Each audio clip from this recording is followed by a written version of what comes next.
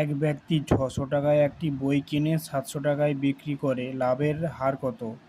এখানে কি দেওয়া আছে না ক্রয় মূল্য দেওয়া আছে। অতএব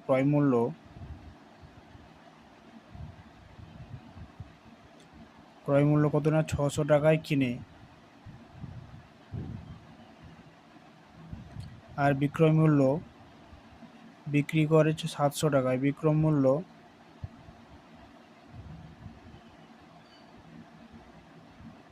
এখানে ওই বিক্রয় মূল্য আর এখানে ক্রয় মূল্য দেওয়া আছে এখানে। অতএব লাভ সমান, একটা সূত্র আছে, লাভ সমান বিক্রয় মূল্য মাইনাস ক্রয় মূল্য। এটা হচ্ছে সূত্র, এটা সবাইকে মনে রাখতে হয়।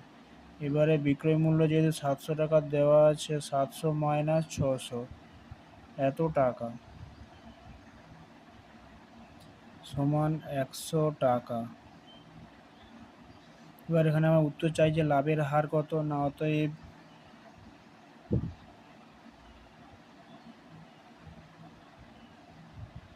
লাভের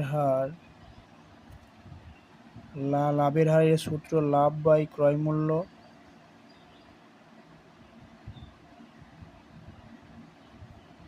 ইন্টু ১০০। এই সূত্র আমার, এই একটা সূত্র আর এই একটা সূত্র, এই দুটো সূত্র মনে রাখতে হয়, দুটো সূত্র। এখানে লাভ কত বলছে ১০০, যেরকম আছে সেরকম রাখবো।